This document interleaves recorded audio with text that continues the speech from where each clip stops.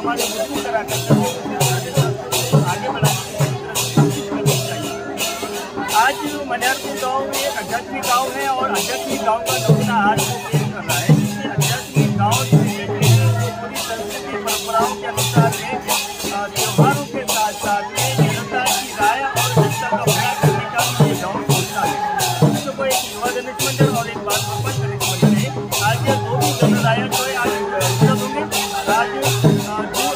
आज जो है उनका विसर्जन होगा। अभी गाँव वासियों से हमने बात की तो उन्होंने कहा है कि जो परंपरा है हमारी, जो संस्कृति है वो हमारी भजन कीर्तन के साथ में गणराया को भक्तिभाव के गीत के साथ भगवान को आराधना करते होती है, गणराया की आरती करनी होती है, उसको विराजमान करना होता है, अगर उसको अपने से दूर करना होता है। लेकिन उसको ये हो रहा है कि गणराया साल में 7 दिन के लिए या 10 दिन के लिए आते हैं और हमसे रुखसत हो जाते हैं। लेकिन दुख इस बात का है कि वो रुखसत होने का दुख नहीं है, क्योंकि 1 साल का जो फासला होता है वो हमको गणराया के बीच में लगता है। लेकिन ये आज का जो दिन है, ये जो साल है वो जल्द से जल्द गुजर जाए, जिससे हम गणपति बप्पा की आराधना आस्था में जुट जाए। लोगों को गजानन बाबा की जय जयकार लगाते हुए गणराया को आगे पहुँचाते हुए गणराया के साथ में करते हुए उसके साथ में आरती भजन कीर्तन और सामुदायिक पारंपरिक रीति से चलना ये बहुत बड़ी बात है।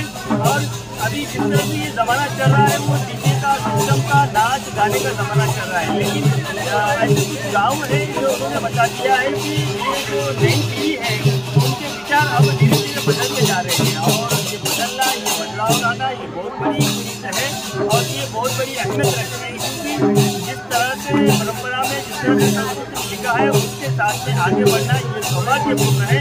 और गणराया से विनती कर रहे हैं कि गणराया से आराधना कर रहे हैं कि गणराया से मांग रहे हैं कि हमारे गाँव में शांतिपूर्वक गाँव बना रहे हैं, गाँव में पानी सही तरीके से और जिस तरह से हमारा भारतीय गाँव है। और दूसरी बात, गाँव में रोड राइड से दूर रहे और युवा ज़्यादातर काम धंधे में लगा रहे और हम किसानों को शांति को मदद प्रदान हुए गणराया से मांग कर रहे हैं। और आगे के दौरान हम आपको बताएंगे कि किस तरह से भजन कीर्तन के साथ में बिना नाच गाए आरती के साथ में किस तरह से विसर्जन हो रहा है। धन्यवाद।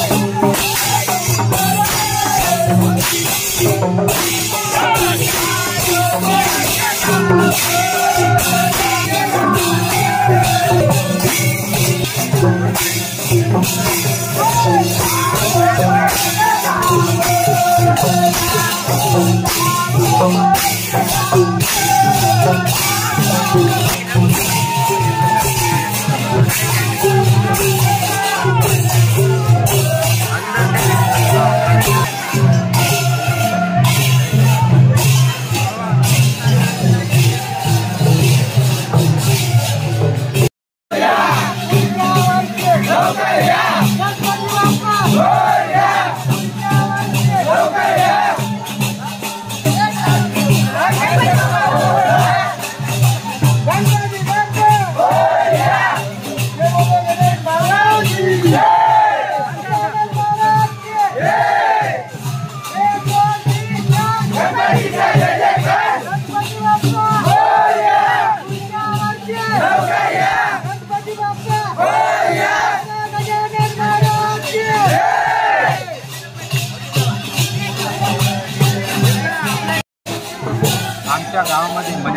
येथे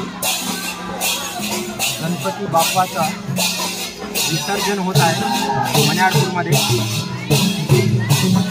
युवा गणेश मंडळ एक आहे आणि दुसरं बाल गणेश मंडळ आहे। त्यांनी आपल्या परंपरेनुसार भजन कीर्तनाच्या माध्यमातून गणेश उत्सव करण्याची ठरविली आहे।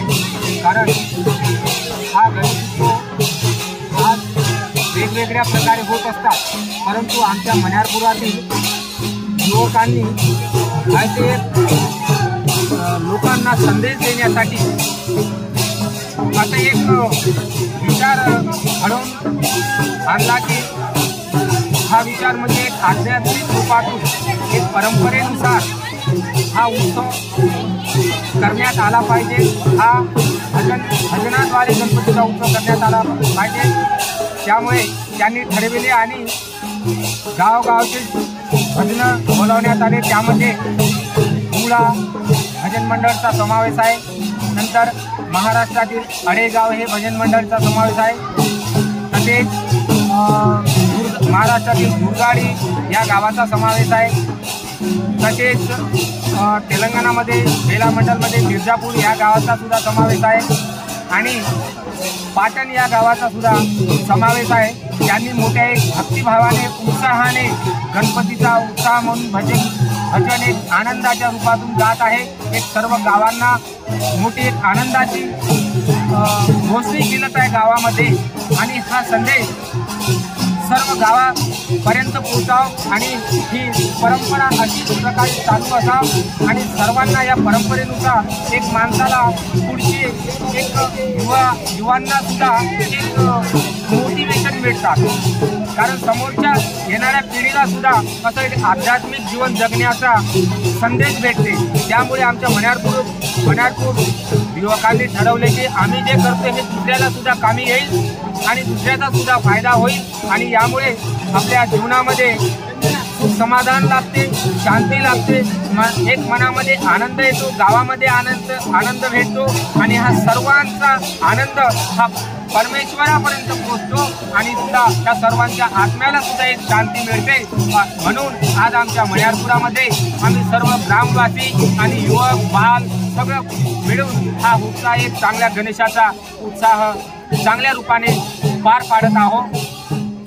आणि सर्वप्रथम आमच्या ह्या मायमायली चॅनलला सुद्धा मी धन्यवाद देतो की ही एक छोटी मोठी न्यूज सर्व जगापर्यंत हा संदेश पाठवतात आणि त्याचबरोबर आमच्या इस्माईल भाऊला सुद्धा मी एक धन्यवाद देतो की हे संदेश सर्वांपर्यंत पाठवावं आणि सर्वांच्या कानामध्ये घुसावं आणि सर्वांमध्ये परिवर्तन घडलं पाहिजे आणि अशी परिवर्तन जर युवा पिढीला घडत गेलं तर समोर चालून एकही असं दुष्परिणाम होऊ शकत नाही, अशी विनाशकारण घटना घडू शकत नाही। या परिवर्तनामुळे माणसाचं मन ताब्यात येऊ शकते।